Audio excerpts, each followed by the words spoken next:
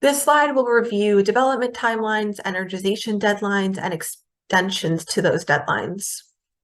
Each project that participates in the Illinois Shines program and is Part 1 verified is required to be energized within a certain time frame from the date that the project has been approved for a REC contract.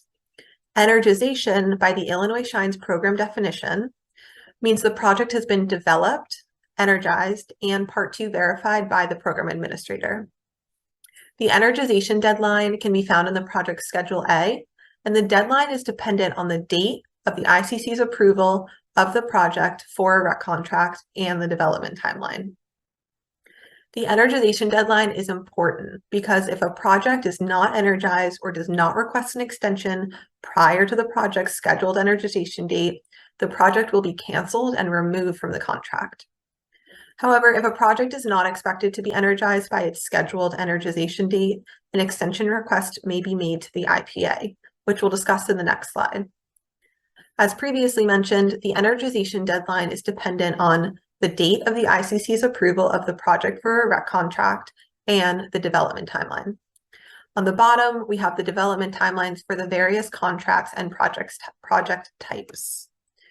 For the 2022 REC contract, the development timeline is 18 months for DG projects and 24 months for community solar projects.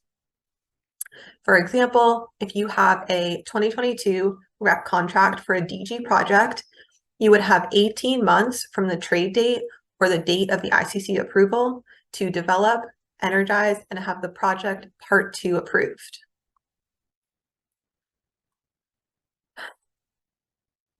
Finally, if you won't be meeting that energization deadline, you will need to follow the process outlined for an extension request.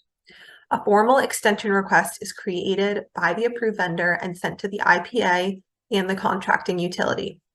Approved vendors are encouraged to submit extension requests at least 5 business days ahead of the deadline.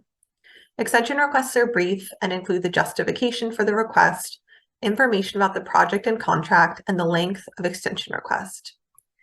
The IPA will review the extension request, and when the extension is granted, the IPA will formally notify the approved vendor prior to the scheduled energization date.